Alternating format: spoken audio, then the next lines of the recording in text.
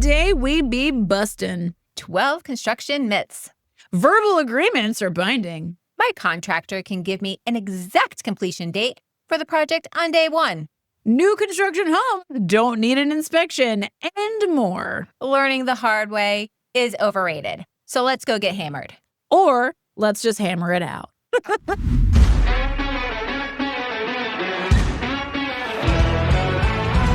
Well, hello, and welcome back to another episode of Chicks in Construction. I'm your host, Mikki Paradise, and this is my co-host, Jessica Abreu. So we're here today. We're going to get into it, but first, we have a follow-up. So you bought a townhouse. Did. And it's a personal vacation home / Airbnb. It is, yes. And it had to be completely repainted. And what I did was, because I reached out to my paint rep and I was like, hey, Rich, my boy, Rich. He wants to come on the podcast, but he can't come on the podcast because he's a business to business. He's not a homeowner rep. So he kind of deals with the large clients like myself. So I was like, it doesn't make sense for you to come on the podcast. Not gonna work. I was like, but my guy, if you recommend some paint products for Jess and we like them, we'll talk about them on the show. How about that? And he was like, deal. Whatever it takes to get on the Chicks in Construction, I'll take it. And I was like, all right, Rich, I got you. Here we get you. So he got you some wall ceiling and trim? Yes. So we got wall, ceiling, and trim paint for our 1,400 square foot townhouse. Okay. We needed to paint everything. Yeah. Every square nook and inch. cranny. And the paint was perfect. So we got construction grade or contractor grade ceiling paint. Okay. Which is pretty common. You don't need to go fancy on your ceiling unless you're going to have some weird lights that will throw shadows. But you can go with a really basic ceiling paint. Don't let anybody try to talk you into anything crazy if it's just a basic ceiling. But so you got a construction grade ceiling paint. Yep. It looks amazing. Then we picked this beautiful magnolia something. There was 2 words to it, but it's like this really pale yellow, very beachy. Okay. And then beautiful white satin for all of the trim and the doors and everything. And the paint was perfect. Now, let me tell you, I thought, I was going to paint it myself because you got a quote for $6 a square foot and you were offended at your core. I was highly offended. I was like, I can do this. I'm not paying someone over $8,000 to common misstep. Listen, going inside of all of the closets to paint the trim, the ceiling, and no. Like when it's the devil's work. You look at it and you're like, oh, I can paint this. No, you cannot. I understand why they charge $6 a square foot. I mean, $6 a square foot is not industry standard in our neck of the woods. It might be at the beach because there's less competition at the beach. We ended up finding someone who is not that. Not that being expensive. $6 a square foot. Good. I don't Plus, actually you were know. providing your own paint, so now you're like even less. Yep. And they came in, and in 2.5 days, they had it all done. Oh man, that's magic. And that would have taken you 2 weeks. And even they were a little worried about the fact that I had paint. I was like, oh, I have the paint for you. And he was no. Oh my God, what is this homeowner doing? Buying their own paint and they're going to expect, a high quality. Yeah. But when they saw the paint, they're like, oh, this is perfect. This is exactly what we would have recommended and gotten. So I was like, so Rich at Prism Paint. Amazing. Be bringing the heat. I actually think he's like kind of a big deal at Prism Paint. Like he's like a vice president. I don't know if that's accurate, but he's a pretty big deal. We're going to give him a fancy title. We're giving him an upgrade. He's the vice president now. You're welcome, Rich. Tell your boss that you just got a raise thanks to Mikki Paradise. And his boss knows who I am and will probably be like, I should probably do it. Yes. Yeah, you should. Yeah, so it looks great. It's starting to get rented. And, what's also great about the paint that he recommended is that it was super easy to clean because after it was done, furniture and stuff had to get moved in. and whoops, just hit the wall a little bit. But you just boop, boop, boop, and ooh, that's awesome. Yeah, you just wipe it off. So what we're going to do is we're going to put the type of paint, because we can't, I don't know, because I just made the magic happen. I only know pretty colors. And she got the paint. But we're going to put in the show notes what type of paint, like the brand, the product line in the show notes. Benjamin Moore. Yeah, I believe. So Prism, and this is like a hot tip.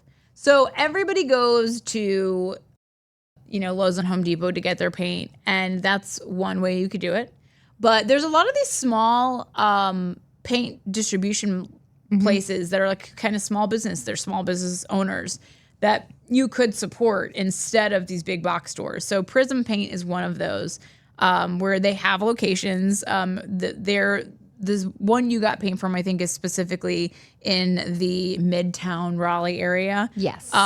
But they're a small business. They're providing jobs. The money is staying locally. So it's something to consider when you are going to go buy paint. These people are a lot more likely to be able to help you find the right color. They'll spend more time with you. It's not just like, dumping pigments and paints and shaking it. I mean, Rich wasn't there when I got the paint. I mean, he's off busy. But the gentleman who I picked up the paint from, I also needed some brushes. Yeah. And I was like, what should I use to... With this specific type of paint, yeah. And with what I'm trying to do, like what kind of brushes do I need? Because I didn't want to rollers, just all that. go to Home Depot and get... So very helpful and knowledgeable in that area. And like you don't get that all the time when you go into those big box stores. They just want to push you along and not be bothered. Yeah, and you certainly don't get that level of expertise. So Prism Paint, they are local in Raleigh. So if you're local in Raleigh, go to Prism Paint if you're feeling like supporting local small businesses, and tell Rich the Chicks in Construction sent you. That would be amazing. Yeah. Let them know. So that is awesome. I'm glad that worked out, and that it was great. good paint. It was so awesome. that we didn't have to trash Rich, because that would have. I mean, I would have felt really bad. I would have done it. He knows I would have, because Rich knows. We're honest here. We're not sugarcoating anything. The spice, if you will. So, other than that, I did another beach trip. I know. I got more shells. I did. Oh God, the shells. It's getting a lot out of control. I'm not gonna lie. I'm gonna have to start actually doing something with the shells, because I will gladly take some off your hands. Yeah, I'm sure you would. Maybe I'll make you a shell cooterie board, which is what I'm calling it, because I make these boards with all the shells. Oh, cute. And when I was on one of my shell tours, there was like a teenager there. And I was kind of explaining what I do with all the shells. And he goes, oh, like a shell cooterie board. And I was like, I'm stealing that, just so you know, right now. It's trademarked, shell cooterie board. You better go apply for that right now. I better, before this goes live. It's an inside joke that's not really funny, but it is funny. Sorry, guys, we can't bring you in on this one. But maybe one day. Anywho. So I did get a little beach action in. It was my friend's 50th birthday, so I was like, "Hey, come to the beach. Let's do some shelling." It was her first time shelling. She's hooked. She gets it. She's like, "All right, I get why you're so crazy about this." And I was like, "Thank you for acknowledging my crazy." So that was awesome. So that was nice. It was nice to get away, but then you come back and you're like, "Oh, I was only technically gone like work days, one day." And it's like, for some reason, 5 days. Like, it's like as if I missed 5 days of work. I don't really understand. There's some kind of paradox, like a time work paradox, that somebody really needs to work out. Somebody needs to do the math on this, okay? For me, so that I could understand how this works. Because the catch up is a little offensive. Speaking of catch up, I said that in a way that sounded like I was saying like the ketchup that you eat. Different kind of ketchup. We're going to do a little something different. We don't have a homeowner horror story for you today. So we want, and our whole point is like to educate you as much as we can possibly educate you for when you are dealing with any kind of tradesperson or a home renovation or building a new house or whatever it is. And I think that the show might be secretly planting in my mind the desire to renovate my house. Ooh. But there are so many questions that there are not answers to. Like, where would I put my dogs? Nobody's going to let me stay in their house with my 250-pound English Mastiff that is not a fan of humans. So it might take a minute. I don't know. Yeah, because like the level of reno, I'm thinking like we'd probably have to move out. Mm-hmm. And I'm just like, just nobody's going to be like, sure, bring your English Mastiff to my Airbnb. Nope. You're like, don't call me, Mikki. Nope. 0%, no pets. Hard in bold text. So we wanted to go through some different topics where there are a lot of construction myths. Or maybe they're homeowner myths, or maybe it's something that you just made up in your mind that you thought that sounds great. Yeah. And we want to just debunk that. We're going to be myth busters today, my friends.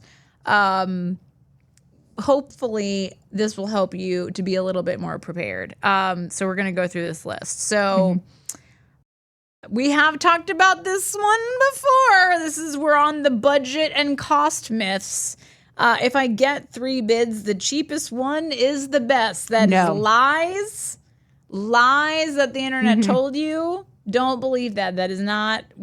I actually think, and we've talked about this before, that you should get 4 bids at minimum, because the 4th bid will help you find out like who's actually high, who's actually low, where the real middle is. Like, a lot of people think, oh, I get 3 bids.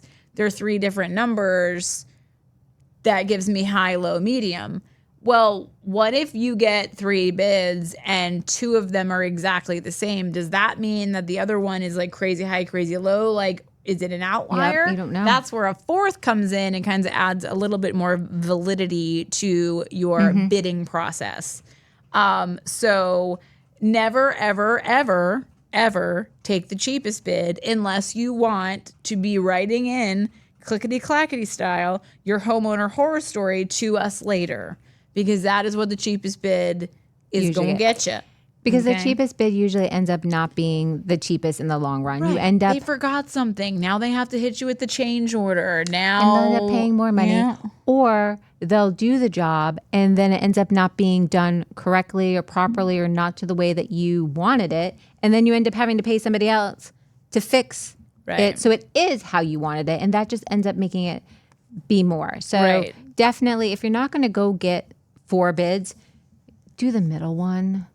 At the very least, like there's no you're not getting the best quality of literally anything for the cheapest price. No. Like ladies, I'm talking to you right now. We all know every one of us has at least one questionable purse in our closet. It may be a Louis, it may not be. You know it's not. You think nobody knows. But at the end of the day, you know the quality is not there. Did you pay $75 for a $700 purse? You did. And you can get away with that as long as nobody looks real hard at the corners. You know what I'm talking about. You don't want that to be your kitchen. It's fine if it's a purse in your closet that sometimes you bust out for special occasions. It's different when it's your house. So please do not go with the lowest bid and think that that's going to end well. It's not. We've talked about this. You know. All right. Can we always add things later without an extra cost? That is not a thing. So I don't know who thinks this is a thing, but you can add things later at a very steep extra cost. More than likely, if you don't, construction is this beast of timing and everything going in the right time. And so if you were to add something after something has already been completed, there might be rework that has to happen. So like, let's say at the very last minute, you were like, ooh, I want to add a light with a light switch. Well, now we're calling the electrician back. So that's a trip charge. That's the work that he's doing. There's a markup on all of that. If you had known at the time that he was there that you wanted that light switch moved, it would have been a much more minimal cost. So that the coming back, the rework is always more costly. It's always more expensive. So really thinking through the things that you want and having them done at the time, the correct timing is huge. And the idea that adding something later won't cost extra, like, where did you read that on the internet? Because that was a lie. And I'm sorry. I'm sorry to be the one to bear that. It's not like a BOGO. You not buy one, get one free. Yeah, we're not BOGOing here, guys. It's no, you have to pay for everything. Buy one, get one at the same price, if not more. And now you talked about a markup. So do all contractors charge the same for a markup? No.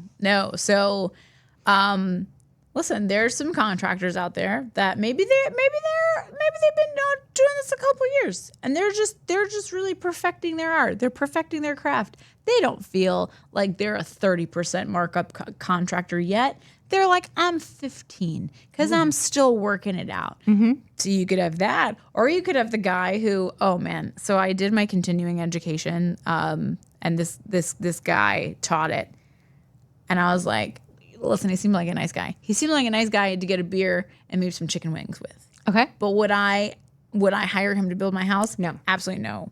The man was so regimented, like he was like, I wake up every single day at the exact same time, and I eat the exact same breakfast. I was like, are we in construction military school right now? Like, it was very intense. Like, I was like, is this basic training? What's happening? Like, he was talking about how he makes his bed, and I was like, sir, no. He was funny, so he had that going for him, but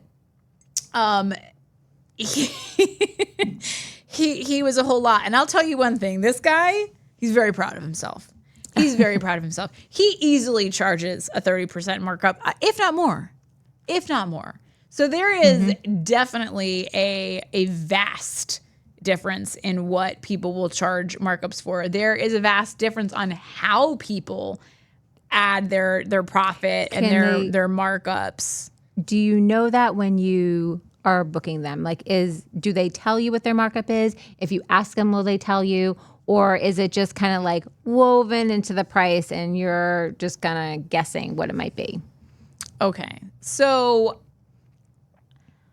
a good GC, and this is from my personal opinion, good GCs out there could do it a different way. But my whole thought is, like, if I'm going to do something, I want you to know that I am being compensated for it. Some people will give you this is the percentage, but they won't necessarily tell you we're charging that on everything. Okay. Like this is the percentage of the total job. Mm-hmm. Or some people will say, hey, we don't mark up labor, we just mark up materials, or we don't even do a markup system. We just have a flat fee. This is what our fees are. Okay. So it can really be all over the place. And I will say, the more that I've talked to general contractors, they can be very guarded about letting a homeowner know how much they're making off of something, because they feel like then if the homeowner thinks that amount is too much, they will then try to start nickel and diming them. But there's so much that goes into a home renovation that more than likely whoever is doing your reno is not making enough money, like, to be perfectly honest with you. Unless they steal all your money and leave, which happens a lot. We don't recommend. They making enough money then. But if they actually finish your project, like, there's a good chance, just given the amount of GCs that I run into that are like, oh, we don't do renovations because we can't make enough money at them, they're not making enough money. So I think a GC that's really upfront about how much money they're making, and they're not really going to tolerate you nickel and diming them from that point on. Like, do understand that was another thing that happened in continuing education. It was a really great opportunity because we finished 20 minutes early, and so I just was like, hey, I have a podcast, I have a lot of questions, and so I got a lot of answers. One of them was that general contractors will vet you, so they don't want to work with the drama. They're not here for it. So if they sit down, like, a good GC is going to want to meet with you before they sign on to anything. And if they're not vibing, like they'll be like, it's not a good fit. The other thing that the instructor of the classes as a GC does, which I thought was really cool, he has 2 phases of his contracts. So he has like the, figure out the bid, figure out how much it's going to cost, get it ready to be done, that phase. And then the actual construction phase, which I thought is really cool because it gives you the opportunity to say, hey, you know what? Actually, this phase was not enjoyable for me. I don't want to work with you. But it's done, and he's giving them a completed product that they can just then pass along to another general contractor. He's getting paid for it. Everybody's happy. They can part ways. Yeah. So I thought that was really cool, and I hadn't heard that done by anybody else. They just kind of are like, oh, here's all the things. But he kind of does it in phases, like the pre-construction and then the construction. And those are 2 separate probably contracts. Good for the homeowners too, because even if he was enjoying working with them, if they didn't, right, it gives them the out to be like, we're not going to proceed. We didn't really like this. The fact that you eat the same thing for breakfast every day is a little off-putting. I can tell. I can tell you eat the same thing every day. So I thought that was really cool. But yeah, a lot of GCs will be, they can be weird about giving you pricing because they have gotten a lot of pushback. And so, I mean, it's understandable. I was just, because I didn't know. Yeah. Is that something that we can expect to see or not expect to see? So it's could go either way, and you have to just accept that that's the way that it's going to be. It doesn't necessarily mean a GC is shady, that they don't want to give you that information. But I will say this, I would feel a lot more comfortable with a GC that just was straight up with how much money they were making. I don't know what it is about it. It's just like, yeah, I'm going to make this much money because I'm going to work hard on your project. Like, it's going to take me a long time. Like, this is several months of my life. I need to get paid this much. I have a company. We have insurance. There's overhead. All these things. Like, so it's like I would feel much more comfortable with somebody giving me a number, even if it was like kind of like a whoa kind of number. I'd rather know it than be always like in the back of my mind being like, is it? Am I overpaying for this?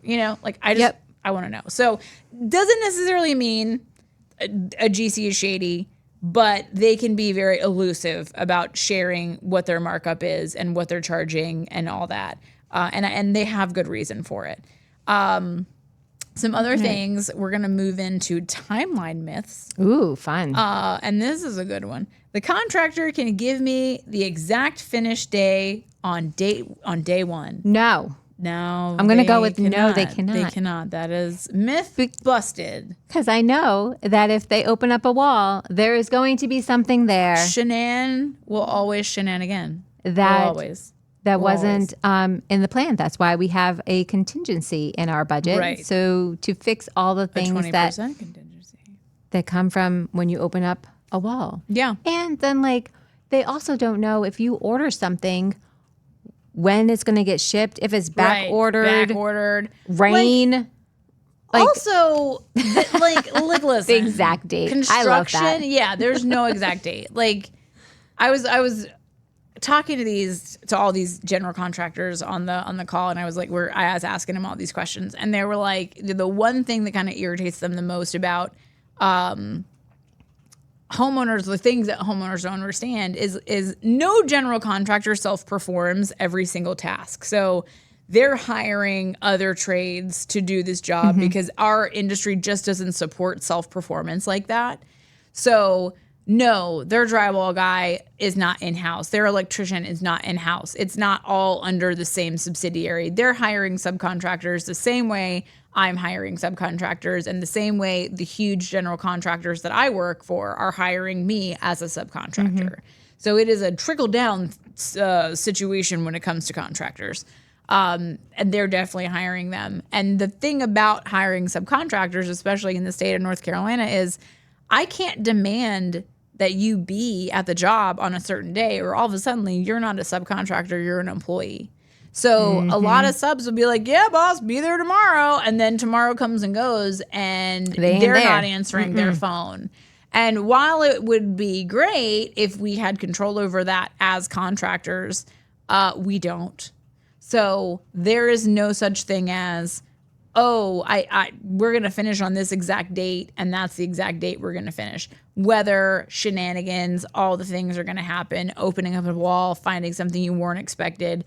No general contractor is going to give you an exact date. And if they do, I'd be a little worried because either they're lying, they built your house and they know what's in the walls, or they lying. either one. Yeah. How about I'm not doing a big project, so it'll get done right away. Yeah. No. So what I have found, why this is such a busted myth, is that the smaller the project, the less the profit margin. Crazy concept, right? But people are less likely to jump on small jobs because they have less ability to make money. So a lot of times people will be like, oh, it's just a this or it's just a that. It shouldn't be this hard to find. Actually, the smaller your project is, the harder it is to find somebody that wants to do it. Yeah, they're going to give you that, I don't really want to do this, but if you're going to pay me this amount of money. It's called the I don't want to do it price. It's the $6 square foot paint job. The I don't want to do it price. Like, thanks, but no thanks. Yep. And then if the contractor ends up getting it, then they make so much money that it was like, well, it was worth it. I didn't want to do it, but I got paid. Right. So that is a big factor in smaller projects is, one, they're a little bit more expensive because, like we've explained before, people get paid by the day, not the hour. So if your project can get done in half a day for whatever the trade is, they're still charging you for the whole day. So if your project was bigger and they were to work the whole day, you're paying the same amount on a big project than you are on a small project. You see what I'm saying? Just get all the things that you want to have done in your house. Just write a list. And then as soon as it's a big project, then go get the licensed general contractor. Wait until it's big. Wait until your budget's big. All the things. All the things. All right, what else we got here? Sipping. We're going to move on to quality and material myths. Ooh. Yeah, higher price always means higher quality. Lies. Absolute lies. I mean, you know this if you just go to a regular store.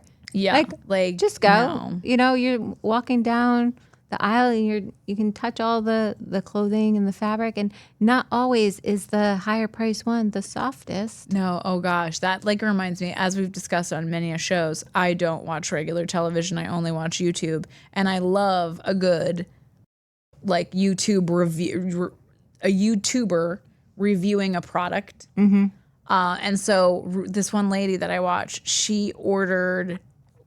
And they do them in mass, so every celebrity brand, she ordered a piece from every celebrity brand within, I think this letters of the alphabet. Okay. And one of them was a $400 black t-shirt. It was literally a black t-shirt. And so I'm expecting... It's not the one I have on today, no, right? I don't think it's that one. No, it's not this one. I'm not sure, though. I don't know what your budget was for the podcast. It wasn't a $400 t-shirt. What our clothing budget for the podcast was. And she was like, this is no different than any black t-shirt in my closet. So that concept is the same as in construction. There are some brands that are known as being very high end, and so people will pay for the prestige of the name, right? So I think Viking is a big one. Apparently all the rich folks, they be about that Viking appliances. Now I don't know if these appliances can in fact navigate boats from one place to another, or if they are inclined to start a war. I'm not sure. But for the price tag, I'm like, will it just, if I just put the ingredients on it, will it then just put them make together and make the food? And the answer is no. Unfortunately. My friend redid their boathouse, and they were like, "We're putting all Viking appliances," and I was like, "Oh, so we're just spending money? Cool, love that for us." I mean, it wasn't my money, so I was excited to see all the Viking appliances. And honestly, guys, I mean, they were nice, but like we're talking like $10,000 stoves, dollars in U.S. currency. No. You can buy a perfectly a luxurious stove for like $1,000. That is a high end stove. But this stove was genuinely $10,000.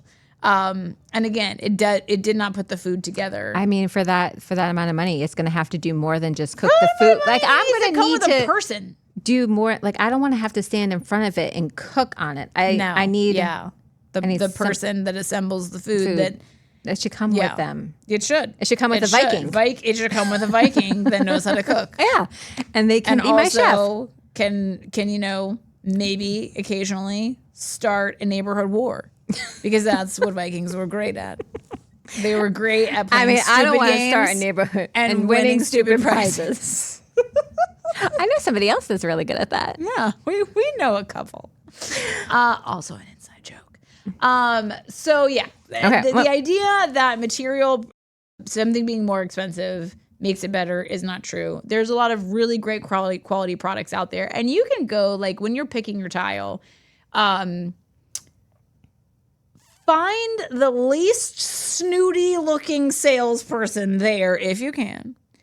And just explain to them, like, hey, listen, I'm going for this certain look, but I don't have this certain look budget. Do you guys have some materials that look similar to this and are of great quality, but not that same cost?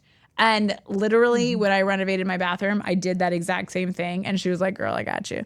And we found the same look for half the cost. So still great quality, still a great product, gives me the look that I wanted, but it didn't break the bank. Yeah, you got that champagne taste on a beer budget. I 100% do. I sure do. I sure do too. And it doesn't matter. Like, I could not know the prices of anything, and I'll just look at something and be like, ooh, you're like, that's the one I like. And they're like, oh, it's $1 million. And I turn over and it's like, oh, well, that's going to stay right there. That happens to me all the time. Mm-hmm. I'm like, I have the world's most expensive taste. Yeah. This is a fact. Do new homes, they don't need an inspection, right? Oh my God. Yeah.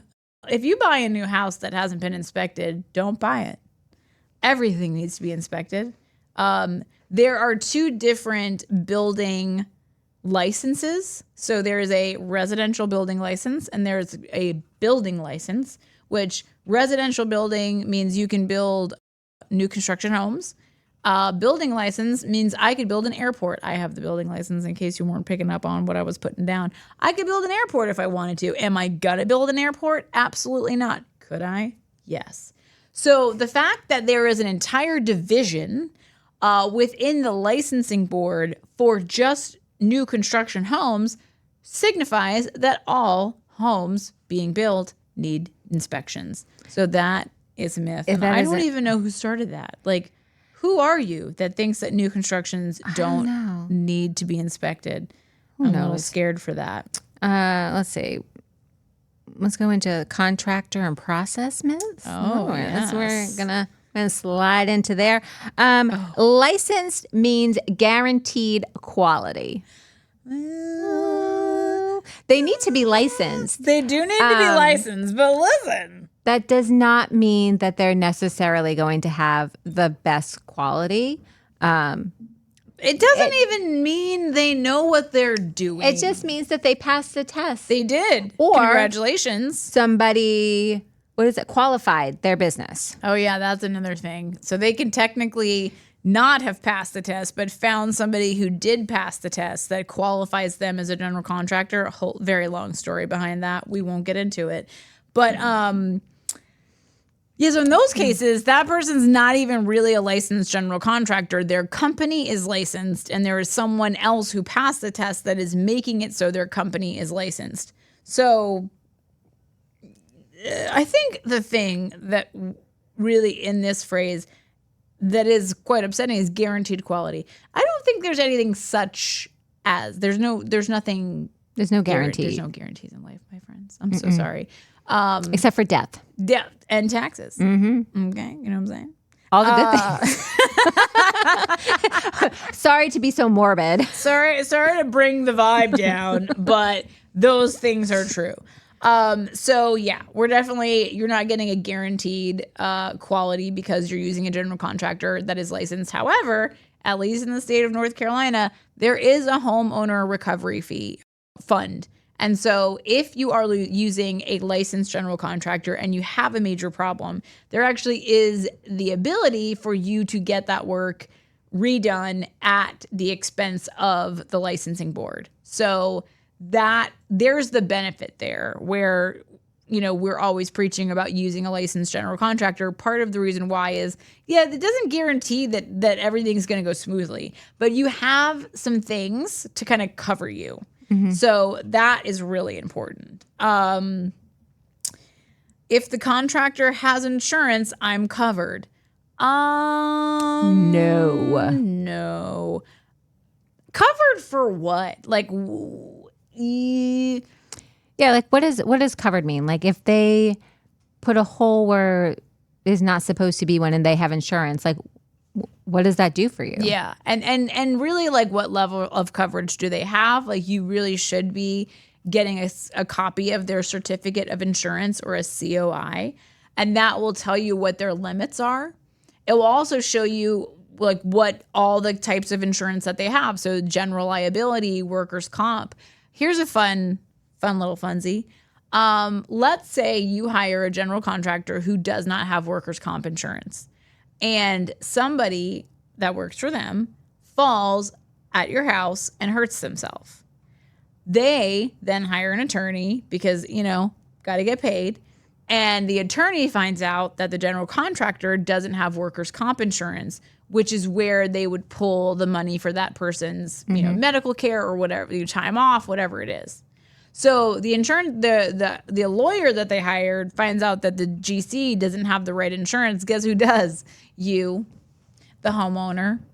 So somebody gets hurt on your job, your general contractor doesn't have the right insurance.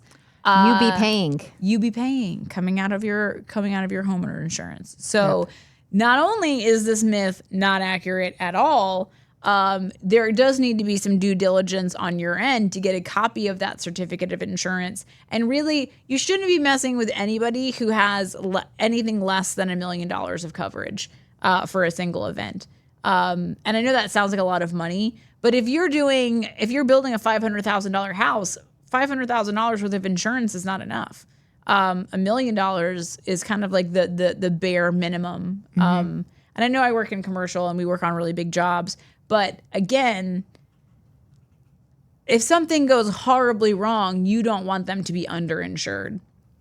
So that's the thing, is not only does them having insurance cover you, it doesn't, but their coverage might not cover all the things. So it might be something where when you do have a homeowner or do have a renovation coming up, you talk to your insurance company and say, hey, is there any additional coverage that I need to cover myself in the event of X, Y, and Z? Something that I learned about in my GC continuing education. I mean, I've known about bonds, but I never thought about them in a residential setting.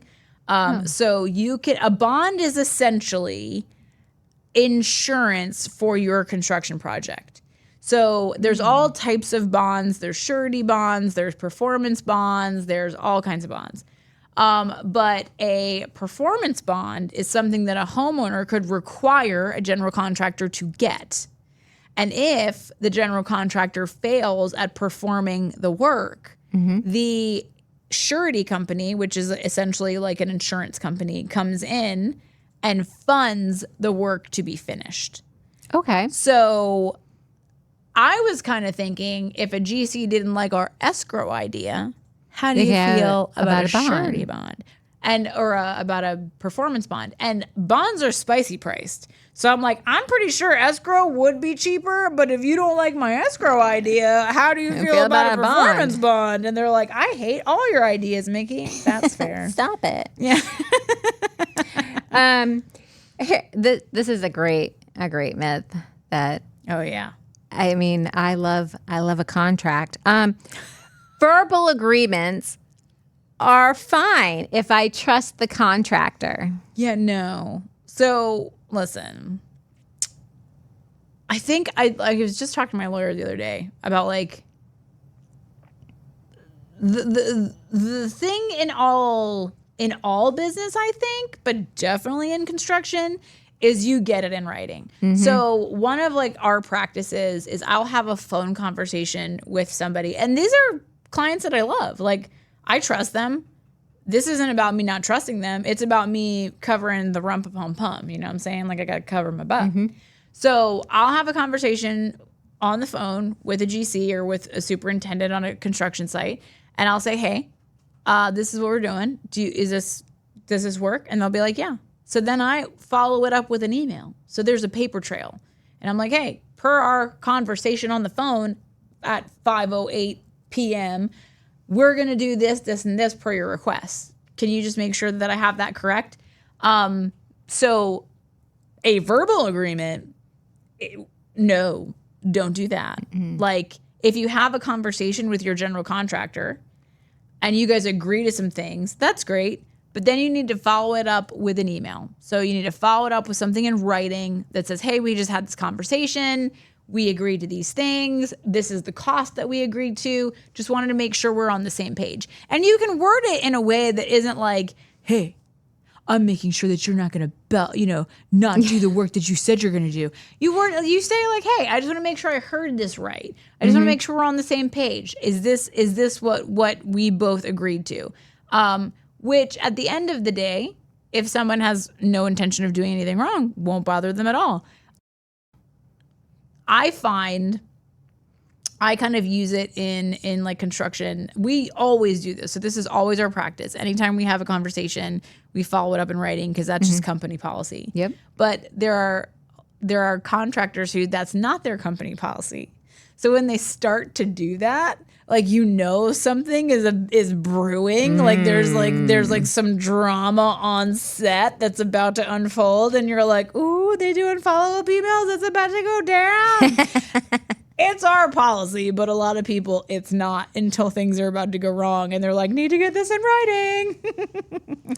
So and you're like, oh no, what's happening? Yeah, verbal agreements are not fine if you trust the contractor. Get it in writing, always. You guys know how we feel about this. So now we're moving on to design and function myths. Open floor plans are always better. For who? Yeah, I mean, I know they're very popular, but there are some things that you need to take into consideration, like privacy. If your entire kitchen is open to your living room and your dining room, that means that, like, if you're having a dinner party, if you're losing your mind cooking that turkey dinner because you don't have a Viking to do it. Because you don't have a Viking, either a person Viking or a stove Viking to cook that turkey, everyone's going to see the meltdown that you're having in the kitchen. Sometimes a door helps you let the mascara run and then touch it up, move on out. Unfortunately, open concept, you're not going to have that. Also, open concept is noisy. Oh my gosh. Noise travels. My sister has an open concept 2-story, and it's so open that her foyer opens all the way up to like the. Oh my gosh! So she must have an echo. My Lord Jesus, she's has all the kids. She's not all the kids, but she's got 3 kids, which seems like a lot of kids to me. You have 3 kids. It's a lot of kids. I'm like, you're like halfway to a soccer team, but every single one of them had to like train for sleep because like anything that was happening downstairs, you could hear it at full volume, if not louder, because upstairs. Of like the way sound traveled. It's like a pin drops and the baby wakes up. So open concept is cool. And if you're into that and you don't mind people seeing you cry while you're cooking your turkey dinner. How many times have you cried while making a turkey dinner? That's why I don't cook turkey dinners, because I'm gonna cry and like something's gonna go horribly wrong. Tears. Listen, I cry at least once a day. I should be hired to test mascara. I'm just saying. we should put that on my resume. I'm a crier. I like to cry. Sometimes I cry while I'm cooking literally anything. Cooking makes me want to cry. Okay, so here's another one. You can just knock down any wall. Oh, sure. Let me get my sledgehammer and get some aggression out on a wall and just like knock it down, because any wall is fine. None of them are holding up your house or load bearing. Oh, they are. They are load bearing. Yeah. Don't take a sledgehammer to your walls. Do that. So this is not. It's not true. I don't know where these myths are coming from. Like, who started these rumors? But okay, so I cannot explain to you in this podcast how load distribution works. But what I can tell you is that, like, there are certain, your roof has a pitch, which it means it has a top. Unless you have one of those flat roofs, then disregard. We're not speaking to you. And also, you're not planning on ripping out your own wall, because if you have a flat roof, you have people for this, okay? Flat roofs are expensive. The rest of us, regular people, have a roof that has a pitch. And the pitch is where is the point. So your load points are going to be where your roof sits on the side of your house, like here. And there's also a load point that carries the weight of the top of your roof. And that runs down the center of your house. So a lot of people think exterior walls are the only walls that carry any kind of load. Not true. There's actually a pretty significant amount of, and also depending on how many floors you have in your house, there's a pretty significant amount of load distribution that's going through regular walls in your house. So there's a lot of ways. People who think that they can just take out the walls has never needed to make a toothpick house with marshmallows. Oh, definitely you do that not. in school, and like you have to make they've it stand never up done and a make gingerbread situation. Right. Like you have to have more than just the outside. You the need structural things in the integrity is for reals, though. I mean, come on, people. Come on, people. A Come little. on, people. So listen, yes, you cannot just take out any wall. I actually got into it recently on a job site. We have a new superintendent. He's 20, not we being my company, the general contractor that I'm working with. He's 24 years old. And it's not like I have anything about 24-year-olds. It's not like I have like a chip on the shoulder, but it's like I've literally been doing this longer than you have been alive. So I need you to put a little respect in your voice when you're talking to me. You know what I'm saying? That very infrequently happens. So this kid is like explaining to me how load-bearing walls work. No. Right hand to God. And he's like, yeah, you got to put drywall here and here and here because that's all load-bearing. And I was like, is it? And he's like, it is. And I was like, where in the plans does it show that that's a load-bearing wall? And he's like, well, I don't need he literally says, I don't need the plans. I can see it with my own eyes. I can see that that's load-bearing. So as I'm sitting flabbergasted by the absolute audacity of this 24-year-old kid who you can just see. You can see the load. I can see a load too. I can see a whole load of crap. The HVAC guy walks in, which this guy is also probably in his early 20s, but because he's a man, he's more of an authority than I am. And he walks in, he goes, "Nah, man, that's not load bearing because this, that, and the other." And the guy goes, "Oh, my bad." Oh, and I go, "Okay, I didn't see it like that." So all the drywall you told my guys to put on walls that were load bearing, I can just go ahead and disregard that because they actually weren't load bearing, which is what I literally just said. But because the HVAC guy said it, now you believe it. And he was like, "There's a lot of words in that, but yeah." And I was like, okay. There's a lot of words. He was like, I was like, words, and some numbers, sir.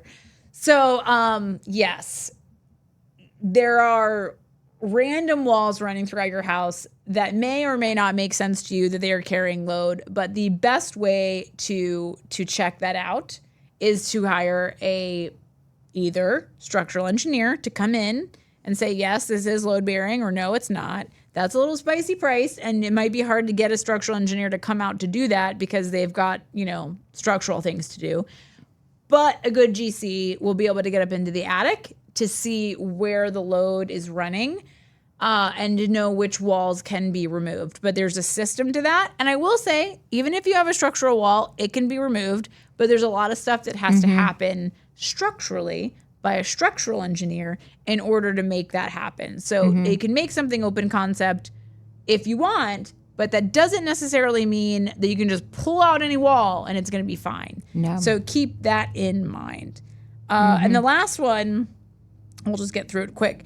Energy efficient upgrades aren't worth the cost. I actually think this is and isn't true. So there are some energy like appliances that are worth the upgrade. I don't even think they make appliances now that aren't energy efficient. No, so it'd be if you're going to upgrade what you already have. Right. So, but like there's certain things like if your house, and we talked about this when we had Ashley on that owns Wallaby Windows. If your house was built in the 70s, you do not need the most energy efficient windows that have ever been made because your house is like a piece of Swiss cheese. It's leaking air like it's its full-time job. So Everywhere. no, you don't need to spend the extra money on the most energy efficient windows because they're actually, the ROI is not there. That return on investment is not there. But there are certain things like, sealing your crawl space, sealing your attic. Like there's certain things where investing in this energy efficiency can really be worth that cost. But it's really case by case. So I would say don't get sold 100% on just because something is energy efficient, it's better. It may be, it may not be. You got to do your research on that one because it really could just go either way. yeah. And I mean, everything that you buy for appliances now are energy efficient. Yeah. And, like, it just means that it's going to use less water, or maybe it's going to be faster. So you're using less electricity and stuff. And it's like, Am I going to spend? on the appliances, I'm like, I think they're all pretty much the same. They're at all this the point, same. except for the Vikings because they come with a Viking. We're going to make them come with a Viking now. That's Viking's like gonna put out a statement. Our Viking appliances do not come with a Viking. he will not cook for Despite you. what these crazy women on their podcast that 5 people watch, we don't sell the appliances with a Viking, which is very disappointing. So yeah, energy efficiency is not, it's not the end all be all. It could be worth the money. You need to do the research. It could not be worth the money. You need to do the research either way. So some things to remember. We've covered a lot of myths here. I keep hitting the microphone with my hand. Sorry about that. I don't know if we're going to keep it in or if he'll cut it out. But if the key leaves it in, that's for you. Special from my hands to yours. Remember, the cheapest bid, never. You're never doing the cheapest bid. Don't try to add things later and think that it won't cost more. It will. Contractors all charge the same markup. Not true. Some contractors are very impressed with themselves. The contractor cannot give you an exact date of when they're going to finish your project because there are many things that go into it. And if they give you an exact date, they are lying. Your small project isn't going to get to the front of the line because it's small. Yeah. Okay. It's, big projects are actually probably going to get done faster than the little ones because there's going to be there's more money on the table. More money. Mm-hmm. Higher price always means higher quality. False. That is not true, you guys. It is not true. New homes don't need inspections. I don't even know who came up with that. That the level of falsity there is laughable. All new homes get inspected. It's kind of a thing. It's even in Texas. They inspect new homes. License does not guarantee quality. It does not. Nothing can guarantee the quality. There's just no guarantees. You need to make sure that your contractor has the right insurance. And even if they have insurance, that doesn't necessarily mean that you're covered. Yeah. You gotta do a little due diligence there and really make sure that they have the workman's comp, especially if there's going to be other people than just the contractor in your home doing work. Yeah. Open floor plans are always better. They're not if you have kids or if you cry when you cook. We've discussed that ad nauseum. which apparently I'm the only one who does. You can just knock down any wall. Lies. You cannot knock down any wall. I feel like we really hit the importance of understanding structural integrity. And energy efficiency upgrades aren't worth the cost. Sometimes they are, sometimes they're not. So these are important things to note.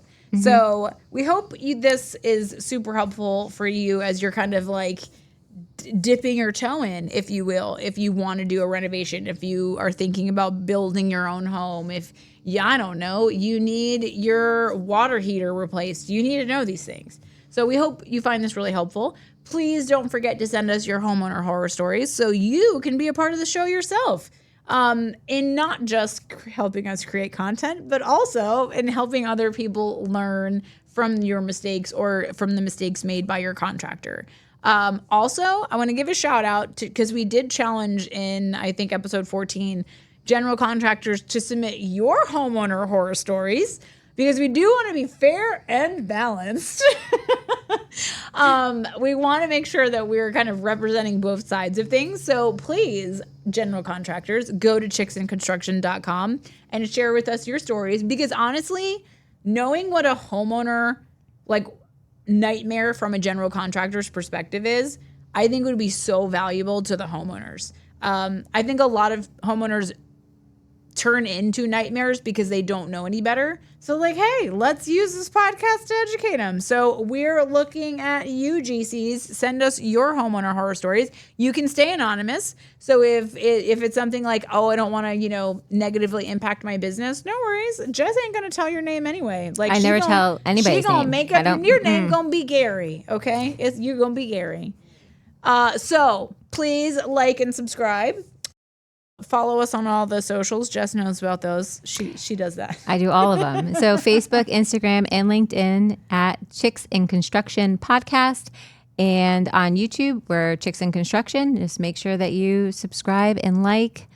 Follow the things, the comment. All the things. It helps with the algo, all those things. But yeah, thank you for tuning in, and we'll see you guys next time. Bye. Bye.